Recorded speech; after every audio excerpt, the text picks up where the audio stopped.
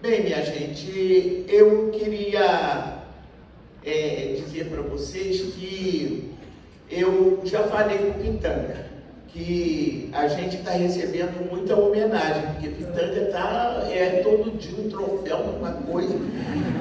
Aí é sinal de que a gente vai viver para fazer ainda muita coisa, ou nós estamos na hora da partida, porque olha, não é brincadeira, não é brincadeira. Mas, sobretudo, o carinho e a manifestação de vocês. Isso me comove muito, e ver a presença de amigos, amigas, né? Aqueles que são militantes de causas, outros que não são militantes de causas, mas têm projetos, né, para essa nação, que defende os direitos humanos. Eu quero agradecer a cada um. Bem, eu já fui homenageada antes, mas eu estou nervosa. Estou nervosa, estou tremendo por dentro, e é de emoção de estar aqui nessa universidade para receber o meu canudo de doutora honoris causa. No meio de tanta gente sabida, brilhante, com mais palavras no dicionário, com mais tempo de estudo do que eu. Se o negócio é me fazer chorar de felicidade e de agradecimento, saibam que já chorei bastante antes para me acalmar e tentar fazer bonito aqui. E não sei se conseguirei segurar o meu choro, pois dentro do meu coração, esse chororô mais parece uma correnteza de memórias que vai lavando a alma e molhando tudo, o rosto, o gesto e até estes papéis onde estão as palavras que escolhi para abraçar vocês. Gente, quer saber mesmo? Com esta homenagem eu estou me sentindo e ficando ainda mais metida. Eu já nasci metida à enxerida, diziam uns, metida à sabida, diziam outros, metida a querer viver e existir, diziam todos, os outros pobres, pretos, periféricos, que como eu, saíam do planeta fome, denunciada pela voz cortante de Elza Soares, uma mulher de carne negra que se recusou a ser a carne mais barata do mercado.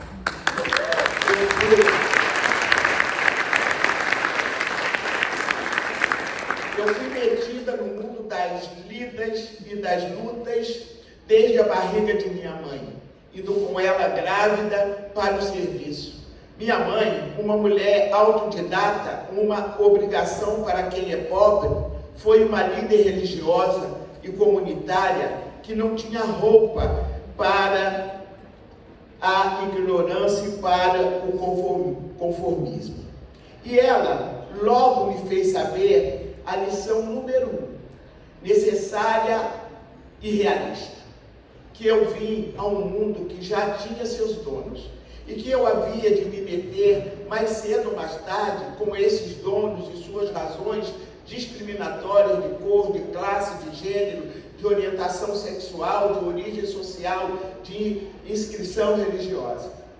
Para ajudar em casa, para poder ter e manter uma casa, o jeito era aprender a ser atirada e sair me metendo onde não era chamada. E assim, tentava abrir no braço, com persistência, alguma brecha para buscar existir até o dia seguinte. Sobreviver ou sobreviver, eis a nossa questão. Para quem teve que nascer sabendo que ouviria muito mais, não do que sim, o jeito era aprender a ter coragem para ser entrona e tentar construir na dificuldade, com muito obstáculo, algum sim, ainda que provisório. Afinal, o distrato, a humilhação, a exclusão já estavam ali, esperando por nós no asfalto. Mais que uma prova escrita, o esculacho, o olhar censor, a violência corretiva já nos condenavam antecipadamente à reprovação. Sair se metendo na própria vida, tomando-a de volta para nós, era o aprendizado cru e indispensável de nossa grande revolução pela liberdade e pela igualdade. Uma revolução muitas vezes silenciosa, como prática de luta, uma revolução muitas vezes silenciada pela repressão. Antes de ser uma consciência política, ser abusada, mentida e entrona, era uma necessidade existencial que precisava questionar diante do prato de comida, da falta de luz, de água e de escola, as políticas do mais do mesmo que mudam para ficar igual, desigualando ainda mais o que já estavam desiguais.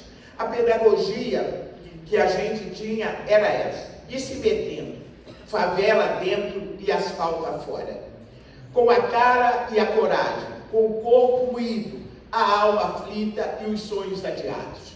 E assim, eu aprendi a ir ficando cada vez mais entrona, aprendi a ir me metendo desde criança, me metendo para sobreviver, me metendo para existir, me metendo para aprender que sobreviver, existir e resistir é um saber construído por vários corpos, pelas diversas mãos e pelas inúmeras cabeças dos periféricos e subalternos que fazem de seu dia a dia uma grande luta. O saber na minha infância, na favela, não vinha como um direito, vinha como uma ordem de cima. A disciplina aprendida era para aceitar a servir. Ser criança era aprender a ter responsabilidades de adulto, ser treinada para fazer as vontades de quem mandava. De um lado, um mando branco com um lugar de fala e feto. De outro lado, uma obediência preta vista como o lugar de falha e vetada para a vida digna. O saber era para aprender a carregar mudança, trouxa de roupa, sacola de compras, tijolos, tábuas para o barraco e o que mais fosse preciso para garantir o sustento. O nosso saber não oferecia descanso, lazer ou prazer da reflexão. O saber era mais um peso a carregar, porque a gente não podia faltar às aulas da própria vida, da nossa própria condição de sobrevivência. O peso do conhecimento para a mulherada preta como eu era o peso da lata d'água na cabeça, morro acima, era a saca de cimento para subir parede, era o braço doído e as pernas cansadas de tanto descer e subir favela para trabalhar na casa dos outros e ainda ter energia para seguir dando conta na nossa casa.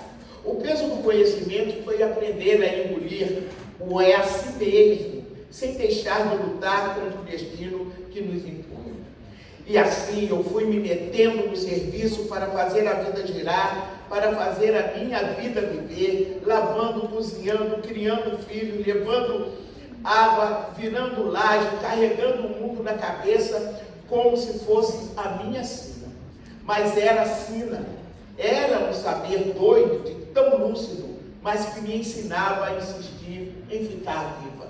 Eu fui seguindo ainda mais medida, porque na favela não se nasce a passeio, se nasce para o serviço.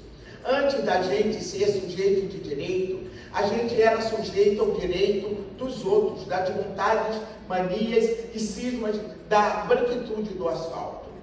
Antes de virar gente, a gente virava ajudante. E foi ajudando, ouvindo, servindo, que eu fui aprendendo, nem sempre com a escola, mas com a lição diária da vida, com dificuldade para tirar um diploma, mas com os certificados da faculdade da vida. Sem estante de livros em casa, mas com memória para manter tudo certinho na cabeça. O mundo nos queria mudas, quietas, dobradas, mas eu fui ficando mais sabida e mais abusada. Na marra, na fé, na força da esperança. Na favela, saber era precisar. Precisar de solução, de comida, de abrigo, de rumo. A gente aprendia a se virar. a resolver, a não levar problemas para casa. A gente aprendia a carregar junto com o fardo a dignidade de primeiro afirmar para o mundo que a gente era gente, para depois brigar um pouco mais para ser reconhecida como cidadã. Preconceito? Nem dava tempo de nomear, porque logo vinha um ou outro para machucar um pouco mais a ferida já aberta.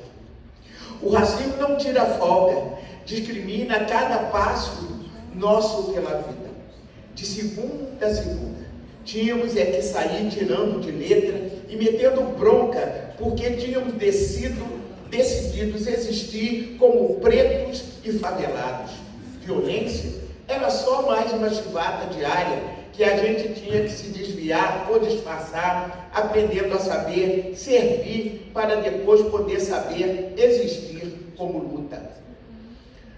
A gente teve que conhecer de cor e salteado a tabuada da sujeição. E a gente manobrava com o nosso letramento popular para romper com a invisibilidade, a indiferença e o esquecimento. Não havia tempo para sonhar com uma cidadania abstrata, porque não sobrava tempo nem para o luto. A dor da perda não podia parar, o corre de quem restou vivo lá em casa, porque o bujão de gás tinha acabado, o gato de luz foi derrubado, a roupa precisava ser passada para pagar as despesas e os estômagos pediam comida. Por essa urgência da vida digna, fui entrando em tudo que era canto, sim, na igreja, na rua, na associação, no palanque. Precisava estar junta e misturada para seguir em frente. Fui então me metendo na política do saber escutar, do saber cuidar, do saber dar atenção, política de tantos saberes vindo do mutirão comunitário que nos ensinou o que é a coletividade e a sua força transformadora, política de quem sabe não se esquece do valor do vizinho, da comadre, do parente, política de quem só vira o dia porque sabe que alguém ajudou a empurrar. Ser metida na favela era levar pito e aprender com ele. Era escutar quando o silêncio mandava calar. Era falar quando, sim senhor, tentava emudecer. Era cantar nos cultos, cuidar com palavras, fazer política da escuta. Fui sim, me metendo com os braços incansáveis para o serviço e com a boca para a palavra. Palavra dita, palavra cantada, palavra acolhedora, palavras de muitas beneditas, que hoje podem estar aqui nesta universidade como testemunhos da equidade promovida pela política de cotas. A cada passo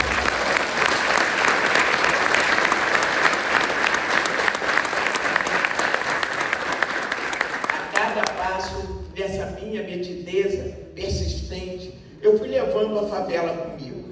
A gente não tem como sair para brigar pela nossa cidadania e deixar a favela dentro do barraco. A mulher escondida atrás da porta e a pretitude trancada no armário. Nas ideias, no gesto, na coragem, lá ia eu, a preta, a favelada, a mulher. Fui levando a minha gente no corpo, fui levando na alma a sabedoria das mulheres e das pretas que nunca podiam errar. Porque errar para nós era cair do abismo. A pobreza negra não permite o erro. Quem vem de baixo sabe disso. Sabe que não se pode perder a única oportunidade cavada. E é por isso a gente aprendeu a carregar o peso deste conhecimento dolorido, que revela a mobilidade social negativa e que faz a gente ainda dar um passo para frente e 5 para trás. E que cerceia a liberdade da escolha e da experimentação de alternativas de melhoria de vida. Tive que aprender que favelada, preta e mulher tinha que nascer pronta. A gente precisava, obrigada pelas dificuldades, a nascer sabendo. A pedagogia do pobre preto só admite o acerto, o fazer o certo e o direito para não sobrar. andar para trás, ficar a meio caminho ou terminar morto num beco da comunidade. Com esta sabedoria toda aprendida nas ladeiras do Chapéu Mangueira, eu tinha clareza de que nas batalhas da vida, antes de tudo, vinha a preta, depois a favelada e, por fim, a menina mulher. Tudo isso antes de ser alguém, antes de ser cidadão. Foi no dia a dia na favela que eu primeiro descobri o que era ser preta para depois me tornar militante. Primeiro virei doméstica, mãe, dona de casa, para depois me tornar uma trabalhadora. Primeiro tive que me descobrir mulher para depois poder ser uma feminista. Primeiro precisei me reconhecer como favelada para depois ir me tornando Benedita preta, favelada e mulher. Fiquei metida assim. E agora, com esse título, estou mais metida ainda.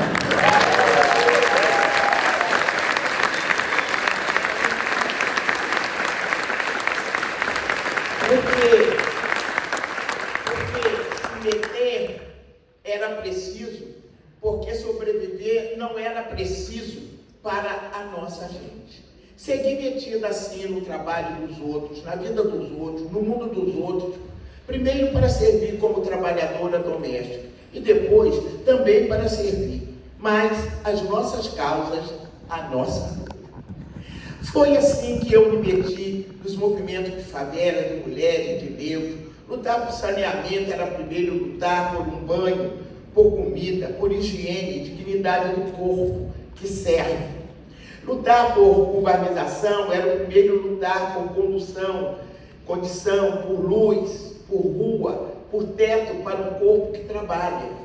Política era a bica d'água, o mutirão, a laje virada e colocar a mulher nas associações de favela. Muitos não sabem, era proibido. Gente, minha paixão sempre seguiu viva por saber das coisas, para agir com compaixão com os outros e respeito aos seus saberes. Meu encantamento de aprendiz era para este saber que escuta, que observa, que guarda no corpo e na memória o que nem sempre está nos livros e nos registros. O saber que costura a esperança com a resistência. Fui fazer faculdade para aprender, poder usar por dentro o código dos dominantes, para entender o idioma do poder. Eu já era uma poliglota da sobrevivência. Falava o português do patrão, o léxico do racista, a linguagem da luta comunitária. Mas precisava me alfabetizar na língua da academia, das intelectuais, das mulheres brancas preparadas. Era importante reconhecer suas qualidades e poder também usá-las a serviço da mulherada preta e favelada. Benedita se fez metida assim. Fez da dor matéria-prima, fez da escuta o caminho, fez da esperança horizonte. Metida a aprender, a ensinar, a resistir, sabendo das coisas, porque vivia tendo que dar um jeito com elas. Como quem luta com o corpo e a alma, mas não esquece de agir com o coração, com dureza e ternura, com garra e doçura, com tristezas às vezes, mas com esperança alegre e com um sorriso no presente olhado para o melhor do futuro. Por isso, minha gente, o título de doutor honoris causa, concedido pela Universidade Federal do Rio de Janeiro, a Universidade do Brasil, a universidade que nasceu de todos, é um título conferido a todos nós, a todas nós. Este título é da doméstica, que cuida como especialista em assistência social. É da manicure, que escuta mais que muito analista. É do motoboy, que conhece a cidade tanto quanto o urbanista. É da avó, que cura com folha. É da mãe que ensina com gesto. É da religiosa que ensina pela fé. É dos pretos e pretas, das vítimas das balas achadas, das juventudes periféricas, da população LGBTQIA+. Esse título é dos empreendedores de seu próprio destino, que tiram de si mesmo as suas chances de melhoria. É dos que ainda vivem sem CPF e dos que moram onde o CEP ainda nega a sua dignidade. Este título carrega muitos nomes, diploma comigo todos os Silvas. Este título carrega os muitos silêncios de quem não pôde se sentar nos bancos da universidade porque foram impedidos pelos cercos da intolerância, da desigualdade e da exclusão. Esse título é obra dos trabalhadores, porque antes de virar tese, este saber que aqui represento já tinha virado o pão, já tinha virado fé, já tinha virado empurrão, não desistir de esperançar.